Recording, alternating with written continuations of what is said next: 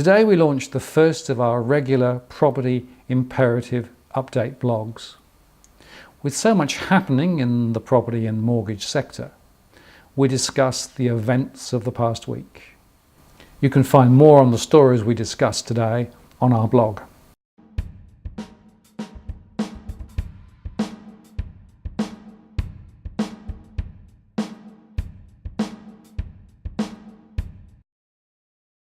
Hi, I'm Martin North, the Principal of Digital Finance Analytics. We've been publishing regular reports on the residential property and mortgage industry in Australia for many years in our Property Imperative series, and Volume 8 is still available. But because there is just so much happening at the moment, we're launching a new, more regular series of posts and video blogs under the Property Imperative banner. Our aim is to distill the main points from the past week, and this is the first. We start with the latest data from the Reserve Bank and APRA for March, which show that investment mortgage lending grew more strongly than owner-occupied loans. And also that the non-banks are getting more active in this less regulated segment of the market. Pepper, for example, reported strong loan growth. Smaller regional banks are getting squeezed, and mortgage lending overall is accelerating despite regulatory pressure. As the total mortgage book grew at more than 6% in the past year, when household incomes are static, the record housing debt is still growing. More definitive action from the regulators is required. APRA Chairman Wayne Byers discussed the residential and commercial property sectors this week at CEDA and indicated that the 10% speed limit on investment loan growth was maintained to protect the pipeline of dwellings under construction. This seems a bit circular to me. In the past week, the upward momentum in mortgage rates continued, with both Westpac and ANZ lifting fixed rate and interest-only rates by up to 30 basis points, though some owner-occupied loans fell a little. These moves follow recent hikes from CBA and NAB and continues the cycle higher in response to regulatory pressure, funding costs, competitive dynamics, and the desire to repair net interest margins. The regulators have given the banks a perfect alibi. For investors, these out-of-cycle rises are now getting close to 1%, though owner-occupied borrowers on principal and interest loans have not been hit as hard. However, even small rises are hitting households in the low-income growth environment. Mortgage stress was in the news this week, with a good piece on the ABC 730 programme, looking at stress in Western Australia, and citing the example of a property investor who is now in trouble. Our research into stress was also covered in the media with a focus on Melbourne. Our latest analysis for April shows a further rise in households in mortgage stress. More of that later. Meantime, Finder.com published analysis which suggested that more than half of mortgage holders were close to a tipping point and could not handle even a $100 rise in monthly mortgage repayments.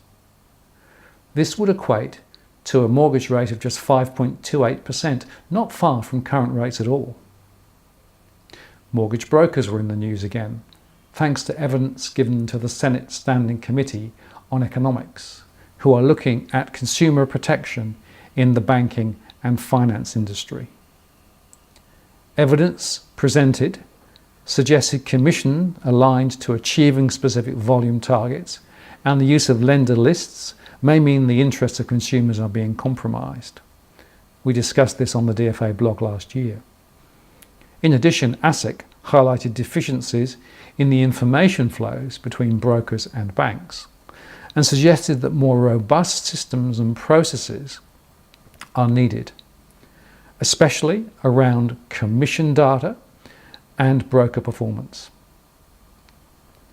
In addition, the risks of loans originated via brokers was discussed again, with the argument being mounted that financial incentives make broker loans intrinsically riskier. Meantime, whilst the government switched the narrative to good and bad debt, housing affordability remained in the news, with the HIA arguing again that supply-side issues are the key, despite the fact that the average number of people living in each dwelling across Australia has hardly moved at all in recent years. We think supply is not the big issue. Yes, there should be more focus on building affordable social housing, but the main focus needs to be on the reduction in investor tax incentives. The financialisation of property is the real underlying issue, but this is hard to address and explains why the government is now wanting us to look elsewhere. In broader economic news, inflation rose a tad thanks to a strong rise in Victoria. That said, the official CPI understates the real experience of many households, not least because housing costs are so significant now. We maintain our view that the next RBA rise will be up, not down, unless we get a significant external shock. Of course, a cash rate rise will likely flow on to mortgage holders, putting them under ever more pressure. Finally, in preliminary news from CoreLogic, they suggest that Sydney home prices may have stalled in April. While some reports say this is the top, there are a range of technical issues which suggest it is too early to make this call. We need to see more data, and the auction clearances today may give us a clue. If they remain strong, then perhaps there is more momentum. But on the other hand, if auction clearances are lower today, this may be an indicator of what is to come. Nevertheless, we hold the view that we have probably reached the peak. And as mortgage lending tightens and investors become more sanguine, prices in the major centres are likely to slide, mirroring the falls in WA, where now, in some places, they're down more than 20%. It then becomes a question of whether it turns into a rout or whether prices drift sideways for some long period of time. And that's the Property Imperative Week to the 29th of April. I'm Martin North from Digital Finance Analytics. Thanks for watching.